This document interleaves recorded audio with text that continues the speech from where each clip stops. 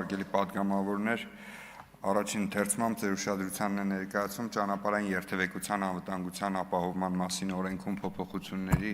նախագիծը։ Փոփոխությունը կատարում ենք վարորդական վկայականի իրավունքի դադարեցման հոդվածում։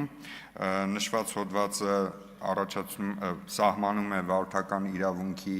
դադարեցման 4 հիմքեր՝ անգործունակություն, դատարանի կամ լիազոր մարմնի վարչական ակտ, մահը և թմրաբանական կամ հոգեբուժական համապատասխան եզրակացությունը։ Մենք փոփոխությունը կատարում ենք 4 հիմքի մեջ՝ թմրաբանական և հոգեբուժական եզրակացության հիմքի մեջ։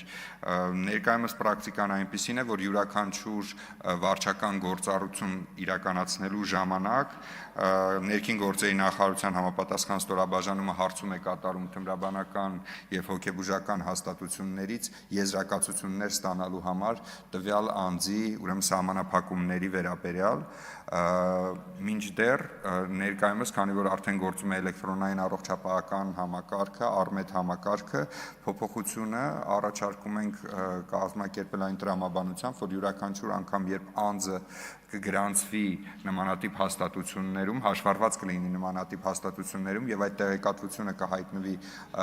ARMED համակարգում, ներքին գործերի նախարարության էլեկտրոնային ռեգիստրում ինքնաշխատ կերպով այդ տեղեկատվությունը կհայտնվի և մարդու վարելու իրավունքը կդադարի։ Նշեմ, որ ներկայիս պրակտիկայի շրջանակում 2021 թվականից մինչև 2025 թվականը նման կերպով 25 թվականի առաջին 11 ամիսները նման կերպով դադարեցվել է 2370 անձի վարելու իրավունք։ Այսքանը, շնորհակալություն, խնդրում եմ հաստատել։ Շնորհակալություն, հարցերի համար հերթագրում։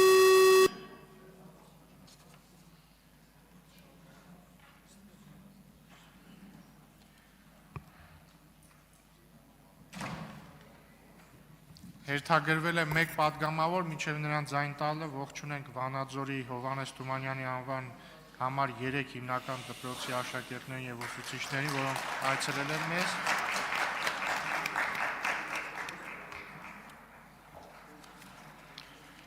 Եվ Զարուհի Բաթոյանը հարց կտա, համեցեք։ Շնորհակալ եմ։